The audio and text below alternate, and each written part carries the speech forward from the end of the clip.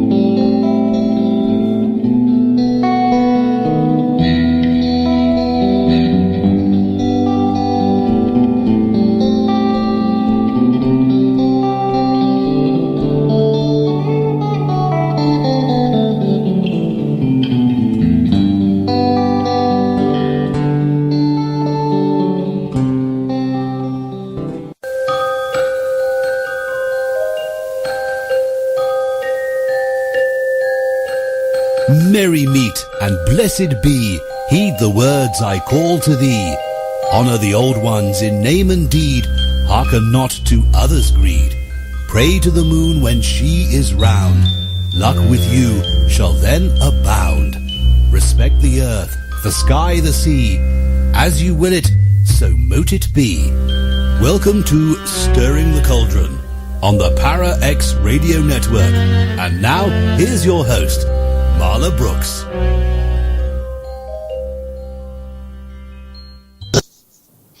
Hey, merry meet everybody, and welcome to Stirring the Cauldron. My guest tonight is Elijah Myles, and that beautiful instrumental you just heard is the new, opening music, background music to his new YouTube channel called The Journey. And it was composed by Elijah's co-producer, Hanil Han, and tonight we're going to be talking about The Journey. But first, let's talk about Elijah. I got lots of things to say. No. He's been on many journeys throughout life. I mean, he completed and graduated seminary, then he got plucked from a karaoke stage one night, which led to roles in the original and critically acclaimed musical Reefer Madness, which earned him an Ovation Award, which is, Hollywood's version of the Tonys. That led him to recording with the likes of Cher, Mark Anthony, Jessica Simpson, and he then hopped aboard a cruise ship, traveled around the world with his own cabaret show, and then it was on to New York to be in the East Coast tour of Jekyll and Hyde alongside some very famous, award-winning, talented people. Then his journey led him back to Seattle after a short illness and some life-altering and devastating family news, and he remained there for 7 years, helping to develop the nation's #1 arts and enrichment program for middle school students in the Issaquah School District, and it was called Impact. But his heart was always in LA, and that's where his career began.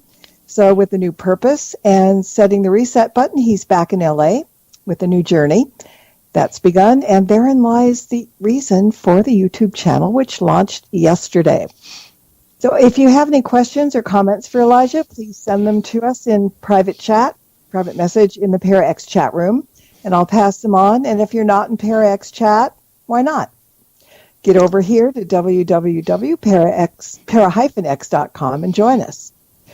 Elijah, welcome. Boy, you took all the anger out of me. Yeah. Thanks. All the angst is gone, huh? Yeah, we're good. What an intro. Oh my gosh, thank you. Well, what can I tell you? You got a lot of stuff to say. Some people, say, okay, well, here's my guest. No bio. That's the thing I had to learn is I hate tooting my own horn. I always let other people do it because it feels icky. But I know I've learned. I learned there's a difference depending on where it comes from. Yeah. And if it's, in a good place, that's it. And this is what we're going to be talking about tonight, basically. is a good place because everybody's buzzing around with the news of the new YouTube channel, The Journey. And while you're going to be taking your journey on the path of life, other people are going to be included too. It's not just all about you, because we all have our journeys. But the roadblocks, detours, life lessons, and all that, they're different from each of us. And some fall into bigger potholes than others. And but the final destination is pretty much the same. So this channel, as I said, just isn't about you. It's about all of us, isn't it? I love it. Yes, and that was really, like I said in the opening, or you'll see in the show, the big impetus for even doing this was the fact that I just started simply by sharing some things on my Facebook page that helped me, and light that I got, and really soon found that light begets light, and found my light was finding light in others, and others' light was finding light in myself. So I have become both the student and, I guess, the teacher in a humble way. Like you know me, I didn't realize that I could have. I've always felt like I could have an impact, but I didn't realize until I started getting the feedback what kind of impact I could actually have, because I was coming from a rebooted, realigned place within myself, and a good heart, and my heart has always been to help and serve others. Yeah, well, you're doing a really good job. I mean, I've had people comment too about on your Facebook page about all the things that you're talking about. And it's actually kind of interesting because I've heard from people that I didn't expect to hear from, that I wouldn't have expected to even noticed it or whatever. So it is having an impact, and that was, with just a little bit of pointing people in your direction, you might like this web or the Facebook page. And thank you. I love you for that. Yeah, you love me because I'm related to you. That's all. That too. That too. All right, so we need to find out what you said what the incentive was, but there's probably a little bit more backstory to why you're taking out this channel. Yeah, definitely. So I think you have to go all the way back to the way I was raised, and very Christian. I was a really good boy, but I felt a lot of pressure. Because I was such a good boy, I became kind of like the model where everyone else wanted their kids to be like me. And so fast forward, coming down to LA for the very first time, back when I was 21, many moons ago, it was to make everyone else happy. And of course, I was still trying to find my way and find my own light and find my own purpose and even who I was. So I'm grateful for the opportunity to go that I had to go down there for seminary, because it got me literally away from everybody I had thought I had to impress and live up to their expectations. And just to kind of paraphrase or bring it, make a long story longer, right? I always say. Good. There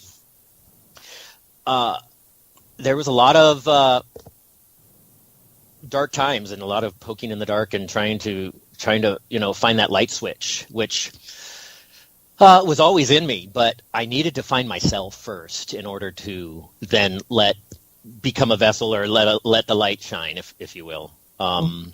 Anyway, it started there, and it's just been this thing that I can't get rid of in my heart that has since. I always say that I've been wrecked to always help. So there's one thing to be a people pleaser, but that's a whole nother story. But I'm wrecked to want good for people. Mm-hmm. Of course, I want good for myself, but when I look around, I've always been the optimist. I've always seen the beauty in people, no matter what or where or who, and I've always wanted to bring that beauty out. Mm-hmm. And show people that. And you're doing that. I mean, you're peeling back layers of yourself and of everything else that's going on, which is very cool. But, I started to laugh a little bit when I was reading your bio, because all of a sudden you went from seminary to karaoke. And that was a transition that kind of made me smile. And though. But from a metaphysical standpoint, why do you think the universe, or those in charge, or whoever, people believe, decided that you'd be better off singing the gospel, so to speak, than preaching it in the usual way?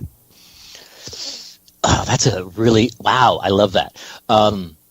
Because, one of the things I hate is when, and this is growing up in the church, is don't preach at me, talk with me, and there's a lot of layers which will come out. The show is about everything, every aspect, every facet. It's, I don't want people to think it's just, this one thing, but I'd been struggling for a very long time with being gay and what I was taught.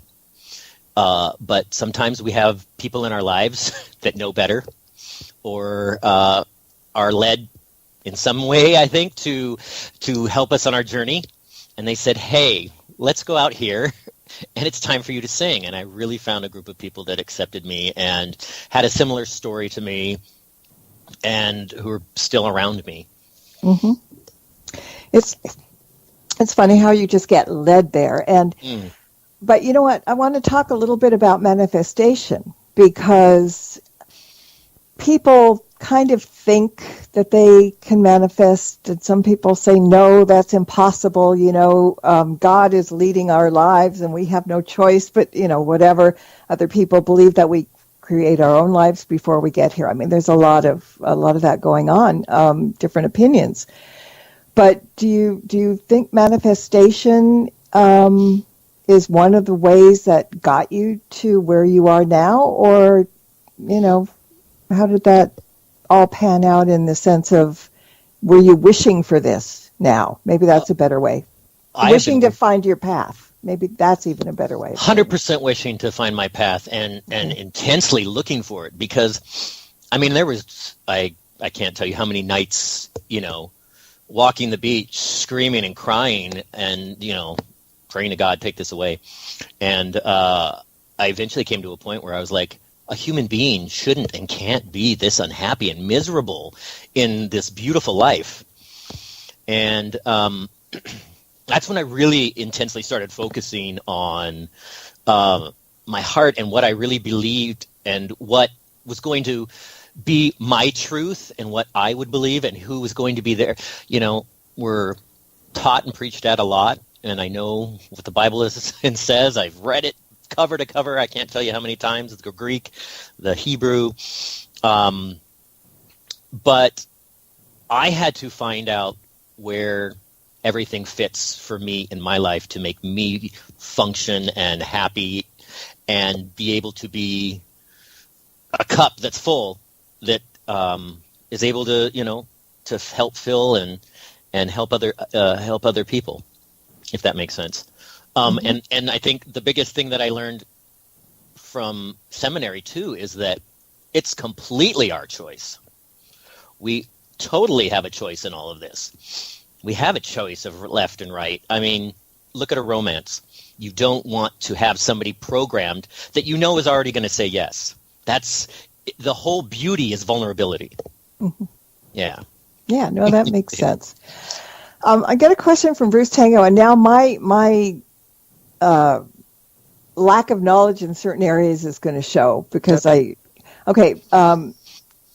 Bruce said, if this is not too personal, why did you decide to leave the seminary? And the thing of it is, now I thought because you graduated the seminary, you didn't leave it, but then I don't know this. I don't know how it works. So it's interesting that you said cemetery. That too.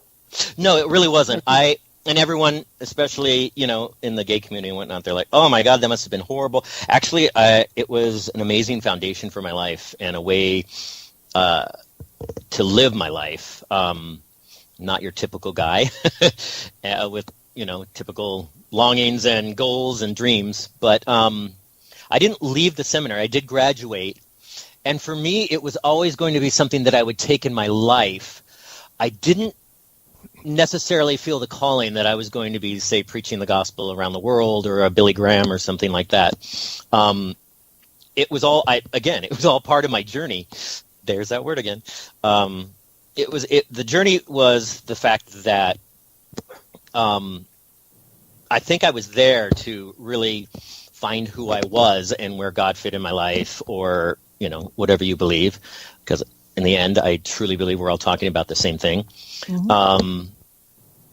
And not compartmentalize it, but really, instead of being all over the place, really bring all the parts into myself and then go out from there. Because just because you're in seminary, I don't think that, to me, that doesn't mean you need to be a priest or a preacher or whatnot, because I think it's how you live, and you can be that in your normal daily life instead of, anyway, Yeah, no. Does that answer? Yeah, that makes sense. I don't know what I thought. I mean, I know that if you're going to be a nun, you go, oh God, I'm going to be so stupid sounding. No. That you join a convent, and you stay in the convent until you have graduated or whatever, and then they send you to someplace to work. And so maybe that's what I was thinking. Got you. Okay, so yes, there is a lot of schools where you go in knowing what you want to do with your life and what you want to be with your life. Right. I went in not knowing and trying to please people, in the church back home and whatnot. And a big thing was that I wasn't sure. I know what I was supposed to do, but I needed to find out what I needed to do and what I wanted to do. And again, it wasn't one of those places that, hey, you're going down. It was more of it was like a training of life and how to live your life and how to be, if you will, Jesusly. Godly, Jesusly, yeah. Yes, absolutely. Yeah. And I think that everyone could do with a little bit of that, a lot. Yeah, it came down to learning how to love myself, who I was and who I am, and loving others in the same way. You gotta, if you can't let yourself be loved, then how are you going to love others? Well, that's really more important than just about anything else. I mean, you have to love yourself before you can love others, and vice versa. It's really important. You can be that love to others. Yeah. Now, do you think? Okay, we're talking about finding a path, and a lot of people tell me, I don't know what I'm looking for. I don't know how to find a path. I don't know where I'm going. I don't know what I'm doing. Sometimes I think that the path comes to you rather than, you going to the path. And I think it comes at different times. I've known people that took until they were pretty old before they figured out who they were, what they were supposed to be doing. It's just kind of a crapshoot. I don't think you can force it, but I think you can open up to it. And but it will come when it's supposed to come. I think that's the key. And I really, really believe that. I think, and first and foremost, I want to say you have to tell yourself it's okay. Mm-hmm. I think there's so much stress even now, more so than I think ever before. But you have to first be okay that you don't know. It's okay, but be open. That's the difference. So when you don't know and you're stressed and you're closed, thus the angst. But I truly believe that it's almost like we're programmed for something, if you will. Like I talk about in the show, that we all have our own unique paths and our own unique journeys. Not one of us is in the same place. And when we buck against, or we're not listening, or we're not paying attention, I say, that's when life hits us upside the head and we find all these pitfalls and all these, it's life trying to redirect us. It's not necessarily, Oprah was saying the other night, I was watching something, she was talking to Miss Brown, and she was saying there's not failure. It's really rerouting us. So I think if we really stopped, we know somewhere deep down what we're supposed to do or what we want to do. It's believing in ourselves and loving ourselves and respecting ourselves enough to enact that and bring that out and trust it and be vulnerable enough to follow it. So do you think it's the burning desire to do something that leads you to the path? Or some people, get really crazy and they really want to join the circus or something that's not going to work. So do you think that deep down inside, whatever is in you comes out, and that's when the door opens? Yes. I think it's like I said, it's that something that's innately within each and every one of us, but it's a journey to find it. Mm-hmm. Some get blessed, and that's why I always say quit looking to your left and to your right, because it's like holding a banana and an apple and trying to compare them. You can't. They're not the same thing. None of us are the same. We have to keep our eyes on our own road. Mm-hmm. And of course we're going to cross paths and roads, and some of our roads are going to connect and whatnot. But yes, I think it's something that's in us and comes out, and it's really learning how to pay attention.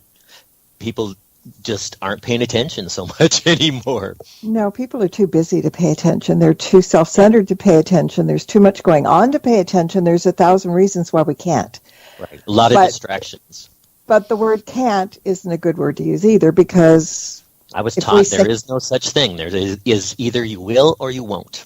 Yeah, or you can or you cannot. But yeah. Yeah, I mean, it's absolutely true. You can talk yourself out of anything if you need be. But, I want to switch over a little bit to your path, because your path, your voice was your path. It still is in many ways, and not just your speaking voice. And, I mean, I've got to say that when you and I first met, 100 years ago, seems like it, your grandfather brought you over to my house, and he had with him a cassette tape. I think it was a cassette. No, yes. CD. Was it? Well, it depends. It depends on what it was. He might have had a cassette or something. It was you singing. Okay. And we listened to it. And I don't know what I was expecting. I really don't. But I was blown away. And I still am. I mean, the other night on the way to dinner, when you played the recording of you doing Music of the Night from Phantom of the Opera, I got goosebumps. Mm. So my question is, since you're capable of giving goosebumps rather than noogies or whatever, who gives you that you listen to? Who gives you goosebumps? Oh my gosh, that's a great question. And I love that I could say, hey, I learned how to sing in the church and harmonize and play the piano and the guitar and whatnot. And then it started to develop, because where I came from in Seattle, everybody could sing and everybody could harmonize. So my favorite memories are us all getting together, and we would just have hours of singing, and then we'd write songs. And then, one of my really dear friends, Angel Baker, we started recording. We were a duo for a minute, and we put out a tape, and it went around the world. I've heard from so many people. So it was kind of like the expected thing to do. But music has always. Here's what I say about music and myself, is that it is like the air I breathe. It is what is in my veins, and without it, I suffocate. Yeah. And it's a beautiful thing, too, that I think music is that one thing, universal thing that brings us all together and transcends literally everything. Mm-hmm.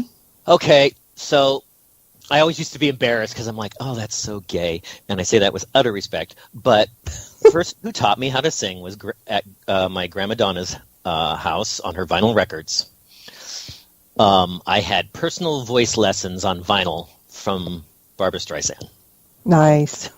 She was my intro into realizing that you can have an amazing voice and a gift, but if you're just singing perfect notes, you'll bore me to tears. I've seen the most amazing singers just sing perfect notes and being pitch perfect, and it was a snooze fest.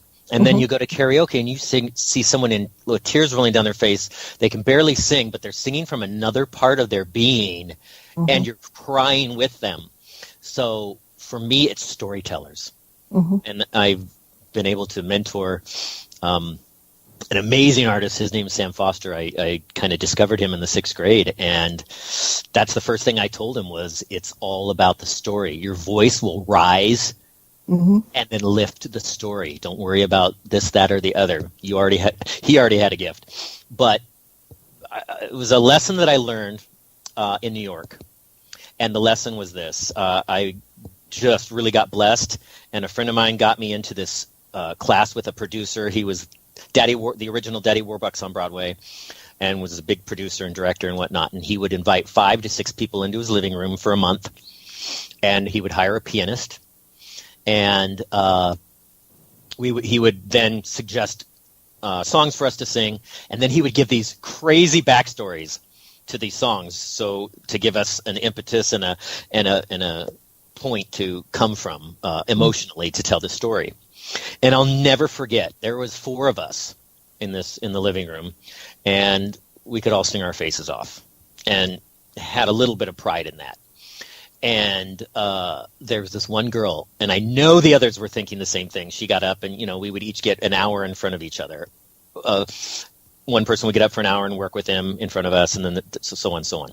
Anyway, she got up and she was singing, and I'm like, oh my God, she's got this kind of scraggly, raspy, like, it doesn't work. Like, oh my God. And I was so utterly, my mouth was shut and humbled when, after all, the last, she was the last one to go this particular day, and he gave her this song. And I wish I could remember the song, but he told her this backstory that she had been in love with this man for deeply in love, and they picnics and just very romantic. And she wakes up. It was a dating situation, and she wakes up one Sunday morning, makes breakfast, and pours herself a cup of coffee, sits down, opens the paper, and begins to read. She gets to page 3, and this is his backstory. And you start to read about this horrific accident on PCH. That. This man had been killed in this horrific car accident, and she realized when she read the name that it was the man she'd been utterly in love with. Wow. And then she read on that he was killed with his lovely wife. He said, now fast forward, it's pouring down rain, you're at the cemetery, you're about 50 yards from where he's being buried, you can't approach, everyone's gone. You go to the grave, now sing. Marla, can I tell you, we were ugly crying. This girl who could barely sing had us snorting, snot coming out of our noses. She was the embodiment of everything that he was trying to teach us about telling a story and singing a story. And I mean, we were a mess. Oh my God, I wish I could. It gives me chills to this day and always makes my eyes water. I was utterly humbled from that moment on to realize it's about the story. None of the people who could sing their faces off would have gotten a job that day. It was her. It was all her. It was her moment. And so that has always been, for me, the it. Tell me a story, move me, make me feel what you're feeling. Mm-hmm. Yeah. That is what it's all about, for sure. I'm long-winded. You're supposed to be. You're the guest. Good. Okay, yeah. You're saving my voice. So all right. So I got a message from somebody that, and we're going to test you on this. Well, not test you, but you know how it goes. Uh-oh. That they're not sure that they can find their path. I mean, they consider it nearly impossible to find. My comment was, no, it's not. And I got back, it's not halfway easy. People just want to shoot you down. So I'm throwing that at you. Okay. It's not easy, and nobody ever said it was going to be easy. And I think that's the society we live in today, is that we're looking for the easy way. And the way is always laid out for us. It's just a matter if we slow down and really start to trust and listen to that thing called intuition and to our heart. We always mix up our heart and what it's really with our brain, with other parts of our body, whether you're male or female. But read that last part again of the question. There was something that came to me and it just kind of slipped. But that people just want to shoot you down? Yes. That's the number one thing, that we can't listen to the voices. We can't surround ourselves with the people, the naysayers, and the people who are really preaching what's going on with them, and what they're speaking really has little or nothing to do with you. Misery loves company, I'd like to say.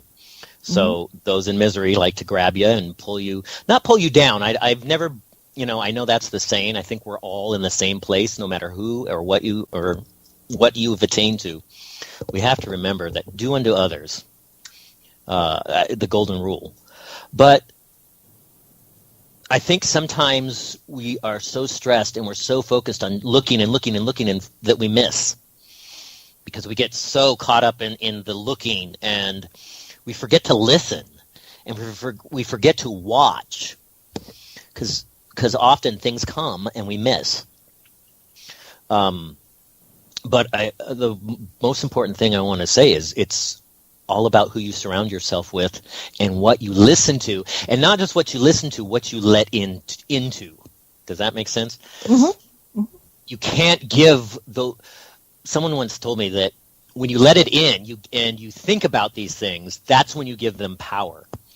To not give them power is to decline, say nope, sorry, I don't accept that. And again, when I say surround yourself with the right group of people, that doesn't, there's a core group that that at the very core of their being, they have your best in their hearts, and they have love and nothing but the desire for you to succeed and to support that. Yeah. So you have to be very choosy, and you have to be very picky with people who are full of truth when it comes to yourself. And those are the people that you should go to. The rest, you just got to let it be, what is it, something in the wind? Dust? Dust in the wind, yeah, exactly. Yeah, I mean, sometimes it's hard. It's hard for people. I think we got to stop trying and let. Does that make sense? Just, you got to let yourself. Mm-hmm. I always used to tell Sam, we're so involved in pushing forward and trying to be like this, that, and the other, instead of just sitting down into ourselves. We're in a society that's just running forward, running ahead, and trying to pull ourselves along. We're dragging ourselves instead of taking a moment to stop and breathe and listen and sit down into ourselves and be yourselves in all that it is, and learn how to love. And that's what I think the lesson is on each of our own journeys. I'm like, blah, blah, blah, is that when you begin to accept yourself and love yourself, faults and all, and realize there's no such thing as perfection, just progress, and you begin to practice that, your path becomes clear. Mm-hmm. Ooh, I just got goosebumps. See, things come out of my mouth. You gave them to yourself. Oh my God. I really don't sometimes. I love it. Whenever I say something that is fairly responsible and brilliant, I always thank my guides. I don't take credit for it, Oh, I can't take credit for that. It's because you have to be both a student, and when you're a student, you're getting filled up. And when you have that light or that truth come into you, you've got to then in turn share it. Mm-hmm. Yeah. And you share it through your vessel, through your experience, through what and when you share and you're vulnerable, you help, because we're all going through the same damn thing. Yeah. Just like I said, different potholes, different days. I mean, that's it. All right. This is a good time to take a break. We're going to be back in about 2 minutes, and everybody hang in there. We'll be right back with Elijah Myles. Don't go away. There's more Stirring the Cauldron with Marla Brooks right after these important messages. Are you haunted by shadow people in the middle of the night? Do you secretly love all things creepy and spooky, enjoying ghost stories and horror fiction from the best storytellers? Do you have a true ghost experience you want to share, but no one will believe you? If yes, listen to the professionals on What Are You Afraid of? Horror Paranormal Show, Friday nights at 9 p.m. on Para X Radio and at www.whatareyoufraidofpodcast.com. What Are You Afraid of on Para X? Our creepy and demented hosts are on call to provide you with all your spooky needs with true ghost stories, interviews, indie music, and new horror fiction. We are ready to scare you. Para X. From Haunted Road Media comes an exciting new novel by author Marla Brooks. Soul Connection, a deadly obsession. Two lost souls, ripped apart by murder in another century, find each other again in the present, only to discover that the murderer has followed them through time. Can their love save them, or will history repeat itself? Find out in this captivating new novel by Marla Brooks. Soul Connection, a deadly obsession. Available now on Amazon.com and at BarnesandNoble.com. Demons, vampires, werewolves, skinwalkers, all of this and more. Sunday nights at midnight on the Staring Into the Abyss radio show. Come, get lost with us.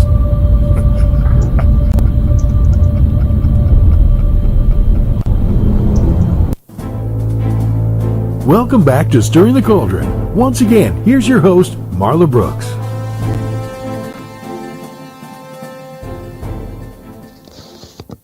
And back in one piece, got up for a second, cat got the chair, and we had a little bit of a talk. Okay. It was hysterical. I literally started choking. I'm like, oh, God. Her last few artists started choking. But I'm okay now. That's good. We're on Skype and we're looking at each other, so he saw Yes. Terrible T. It was amazing. What he does, yes. All right. So anyway, we're back with Elijah Myles. We're talking about his new YouTube channel and all kinds of other things. And I want to get back to manifestation just for a second because, in your mind, or in some people's minds, we dream, we want, we hope, and they say it doesn't come true. That's not necessarily the case, but in your mind, could it be that we're not supposed to have these things happen for us at the time that we want them? Or are we in the wrong mindset that gets in the way? Or is it human nature just to shoot ourselves in the foot? Yes to all. Really, yes to all. Let me address shooting ourselves in the foot. Yeah. I always say, actually, one of my really dear friends growing up brought that up, and I was talking about, I just was a little video clip that I threw up on my Facebook a while back when I was actually driving down here to California. And it was, don't block the blessing because and be careful what you wish for. So here we are always, when things are good, we can't enjoy them, or we hinder ourselves from fully enjoying because we're looking for when the other shoe's going to drop. Mm-hmm. Right? And I keep saying, stop blocking the blessings. Be careful what you wish for, because what you look for or seek, you shall find. So that addresses that part. As far as what was just before that? See, now my attention span just went right out the window too. Something, our negativity can get in the way. We just aren't wishing. Okay, let me give you an example, and I've said this one before, and it's about manifesting something. When we do spell work, we focus on what we want, and as we do whatever we're doing, we see it as being done.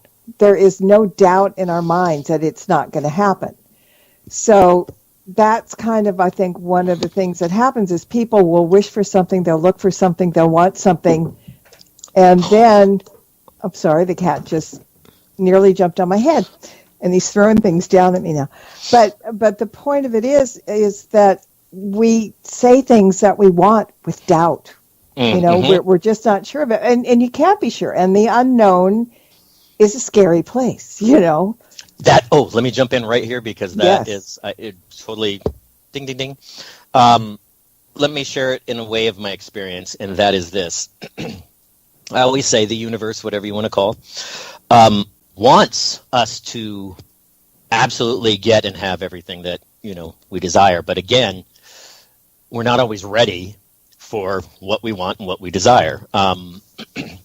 And also, it calls for us to be in the right place, in the right position. And by that I mean, for example, doors flying open. Let me come from that angle. I wanted to do music for so long, but I would never jump with both my feet. I would always have a job, and I would do music at night when I was in LA previously. And, I was doing well, but I wasn't, the crazy success that I wanted to be, and with enough, support and love and people teaching me how to love myself and believe in my gift and whatnot. There was just this moment that I can't forget, and I was just like, I made this decision. I said, this is my heart. This is what I'm doing. I have the backup and the knowledge that I'm good at this. I'm not just crazily saying, hey, this is my dream, and not, being oblivious that I'm horrible at it. I got the there's a word I'm trying to find and I can't think of it. But I always say the universe is looking for our okay, and the left foot being the O and the right foot being the K. Does that make sense? Mm-hmm. And we often say, oh, yeah, I'd like to do that. And the universe is like, okay, well, show me that you're serious. But we make excuses, and we're like, there's all these reasons why we can't do this or we can't achieve our dream. So the universe is waiting for us to position and align ourselves, meaning we have to go through more work. We have to do more loving on ourselves, more work on ourselves, until we realize this is going to be scary as hell, but I'm going to jump.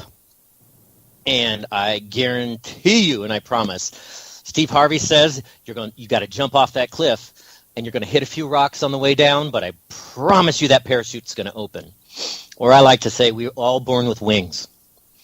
And it's not until you jump off that cliff that you realize and you let them unfurl. But the kind of vulnerability and the kind of courage it takes to jump, that's what we have to prepare and ready ourselves for in our personal lives. So it's the answering the call. We put out what we want, but then the universe says, yes, I want to give it to you. And you got to say, okay. That means step with both feet, not keeping that other foot in safety. Because it's when you give you all and jump with abandon that, man, it answers, and it's incredible, and the doors come off their hinges. It's happened every single time, but not until I jumped with both feet. Mm-hmm. Yeah, so and you have it's so to be funny that we're. Oh, sorry. I was just going to say it's really funny that with so much proof in my life, that it's still hard. And I'm like, wait, now that I'm older and whatnot, it's getting a bit easier, especially doing the work and learning to love myself. But it's so funny how we pull the wool over our own eyes and fill ourselves with fear. Mm-hmm. Yeah. Yeah, because the unknown is just that.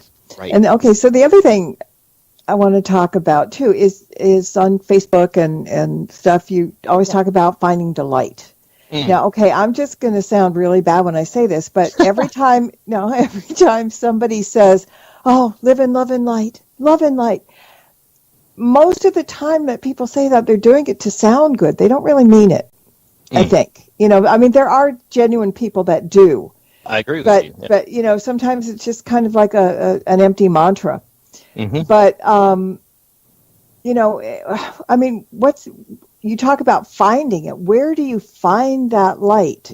Because all right, what's the first step people need to take to find it? Because we're living in a roller coaster world. The clouds eclipse the sunshine all the time. And they're dark clouds and they're heavy clouds. So how do you get in there? And even a sliver of light sometimes is pretty much not easy to find. For me, light and truth are synonymous. For me, it's like it's the same word. So we talk about light, but what I'm really talking about is truth and honesty, and it starts and it begins with ourselves. And so the first step. I'll never forget a supervisor came to me once, and I was applying for a higher position. And he said, you know what the sign of a good leader is? Someone who's humble and always both the student and the teacher, but somebody who can stand in front of a mirror and truly look at themselves and be honest. He says, few people will bring themselves to the mirror, even less will actually look up into the mirror.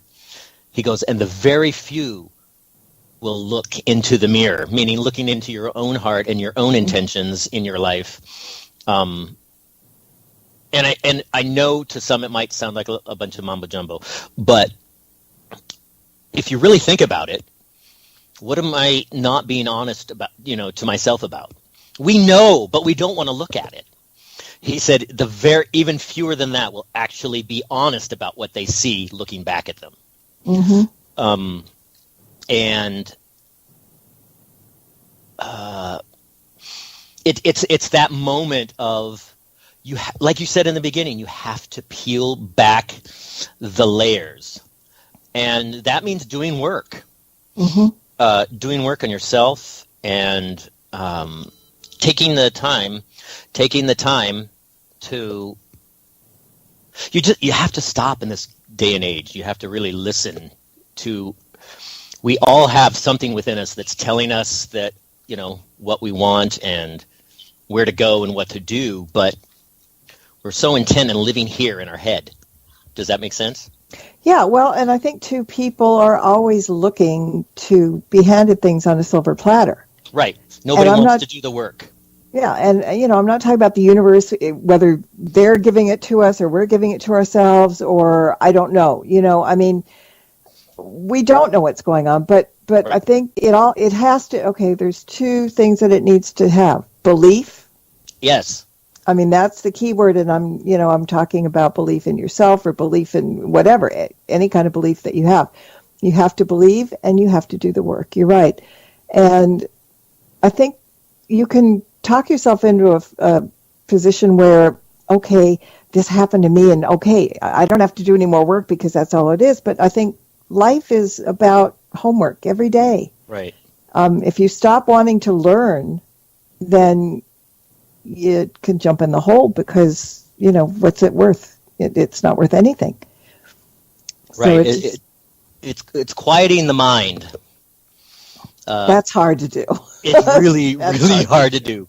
And everybody has to find their I mean, I used to do a inspirational and motivational speaking, and well, still looking to do more, but I would talk about the mind, which is literally the most powerful thing on the face of the earth. Wars have started from it. Peace has been brought by it.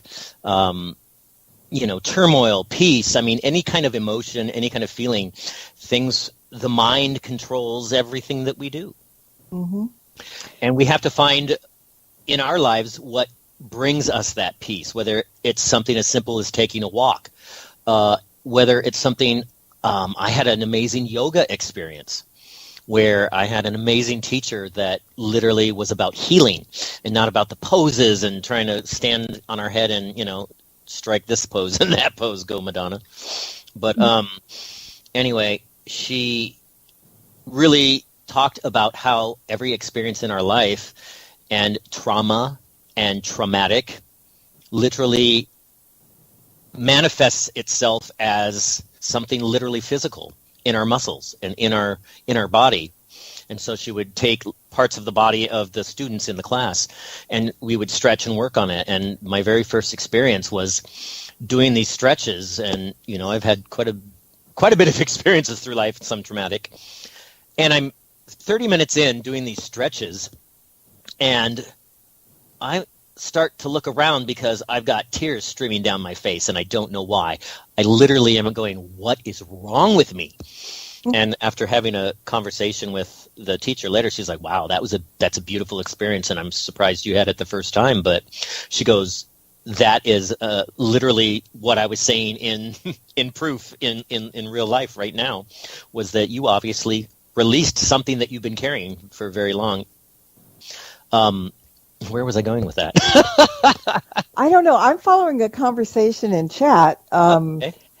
And about someone's the mind. Sorry, let me just jump in real quick and finish that. Yes, calming please. The mind, and she taught us how to breathe and concentrate on the breathing, and then when the thoughts would come, it was funny to talk to everybody and see how they would make the thoughts leave. For me, I just put a pair of wings on them and watched them fly away, and that worked for me. And others had other things. Mm-hmm. But you have to find that thing in your life where you can find a moment and a place of peace, so that you can hear where you are and see where you are, because if we don't take care of ourselves, literally everything else just starts falling apart. And if things are falling apart for you and you feel like you're in a dark place, you're not taking care of yourself. Mm-hmm. Yeah, well, there was a comment in chat saying, we're talking about light and dark and whatever, that you need to be lucky most of all. And one person disagreed, and I just kind of wrote back and said that's kind of like dropping the responsibility to yourself by pawning it off on luck. That's a choice. That's a choice. If you want to if you're choosing chance, that's a choice. But then you're at the end of the day, it's still going to come back to you. Mm-hmm. Does that make sense? And it's still that choice then manifests itself, and the result was a result of your choice and your choosing. Mm-hmm. Yeah, you can choose not to do anything and wait for the plate that's going to be not handed to you, or you can get out and try your best. I mean that's all anybody can do is try their best, and the key word there is try. Stop looking for easy and just do. You got to step out in the rain. Yeah. And the sunshine will come. And that sounds easy, but it's, it's work. But so, all right, so let's since we're running out of time, let's talk about the channel itself. Okay. What can viewers expect to find? A lot of humor and a lot of laughing at me and my antics, because I have learned some of the best medicine and the best lessons are laughing at myself. So you'll laugh a lot with me. It's just the channel's going to be a lot about. So what people started kicking my butt to do this for was I would take daily quotes, and I would apply them or just post them because they somehow affected me, touched me, moved me, inspired me. Mm-hmm. And from that, people started getting help, and I started realizing, wow, if I can somehow do this in a bigger, better way, where I can maybe apply it. And then, that being said, I also realized that when I watch TV and I've been for the last few days and the last few weeks, I've been scanning the TV, and I can't find one good, wonderful, uplifting anything on TV. Nothing. And I thought, well, it starts with one. People go, I can't make a difference, I can't whatever. Well, this is proof that that's not true. I just started simply posting quotes and how they affected my life, and just some were just quote posts. Mm-hmm. And the outpouring of this helped me, or this is the reason I get out of bed in the morning, or, being able to save a few people's lives, who are in really dark places, just really humbled. And I thought,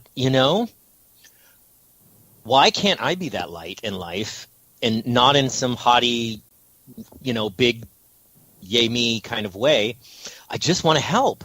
And I'm realizing I can help. And if this is helping people, then I want to create content that is nothing but uplifting, positive, lifts and raises people up and helps them find their path, or shine a light so that they can perhaps get a glimpse or see their path. Mm-hmm. And in return, I get so much help myself. So again, it's like a student-teacher thing. We should all be students and teachers. Mm-hmm. We're all a community, and we forget that so often when we're honing into me. And we got to help each other. So this was something on my heart to help each other. Mm-hmm. So you'll see, I'm going to talk to people, I am everyday people who are going to give us what helped them, who are going to tell us what they think is important in life. That'll tell you their low points and their high points. We'll have fun. We'll learn how to take care of ourselves. Do outtakes, and always do quotes, and bring things that really moved and changed my life, and more. I'm trying to Yeah. All right. So are you posting videos? There will be live interaction here and there with the viewers sometimes. Yeah, 100%. So what I'm doing now is just kind of, so I like I said on Facebook, I said, everybody grow with me. This is completely brand new. I've never produced it literally feels like we're doing a TV show. Mm-hmm. Are you listening, Ellen? Help me out. So I'm really excited and really inspired, but it is also a lot of work. The content and the creativity is not the problem. It's getting everything to work and having that amazing interview, realizing that you aren't really the cameraman and you didn't really push record and then the hairs stood on the end on your arm when the person I was interviewing was like responding. I'm like, oh my god, this is amazing, and we didn't get it. But and then my mind went blank. Okay, well, let me do the important thing. Where can people go to find it, and where can they subscribe? Because subscribing is the best way to find out about new posts. Yes, for sure. So I remember where I was going with all that. So grow with me. We're going to be learning along the way and putting things together and learning from our mistakes and seeing whatnot. So if you have ideas, I always say this will be a place for positivity. So if you don't have anything nice to say, please don't say anything at all. If you're coming from a good place and you have some great feedback, always open to that, always open to learn and grow. If you want to surprise me, you can email me and Haniel, my co-host and who's helping me create this and creator, at Elijah Myles, that's ELIJAH, Myles, MYLES, The Journey @gmail.com. So taking emails and thoughts, and if you have a positive, amazing story or a clip that you think I should see and share of positive news or great things people are doing, let's do that. On Facebook, I'm at Elijah Myles. You can find me again, that's MYLES. On Instagram, I'm Elijah.Myles. And, of course, please subscribe to the YouTube channel, which is Elijah Myles, The Journey. And there's something up there today already. There's stuff going on. It's gone live. And an hour ago, actually, I just posted the full thing. There you go. I haven't even seen that. I know. Go look. I can't wait. Keeping secrets. Shame on you. I'm sorry. But anyway, yeah. Well, you know what? I mean, this is good. The right people will find their way to your YouTube channel. Yes, and relax, people. I know it's life and whatnot, but the light will come. You just have to stop and wait and listen and look and be open. You got to be creativity, happiness, and love all comes from vulnerability. You got to be willing and in a good place to be open. Yeah, absolutely right. And then help each other, bring light to each other. Hello. There you go. So everybody go over to My Journey on YouTube and check it out. Find him. The Journey, sorry. It's okay. The Journey. I know. And Facebook too. Yes. You know, Elijah's not hard to find. And, you know, everybody that's got that black cloud over their head might get it kicked out just a little bit. And that'll help. Yes. All right, everybody. Thank you. First you, Elijah. Thank you for doing this tonight and coming in and enlightening us. Thank you, Marla. Great pun on words. I like it. Yes. And I want to thank everybody for listening in because, again, as I always say, if you weren't here, I wouldn't be here either. So until next time, everybody, blessed be and merry meet again. Good night. Thank you for tuning into this episode of Stirring the Cauldron with Marla Brooks. Please join us again next week at the same time for another great guest and more cauldron stirring. Any rebroadcast or other use of this program without explicit permission is strictly prohibited. Copyright 2019. The Mysterioso March by Kevin MacLeod is licensed through Incompetech.com.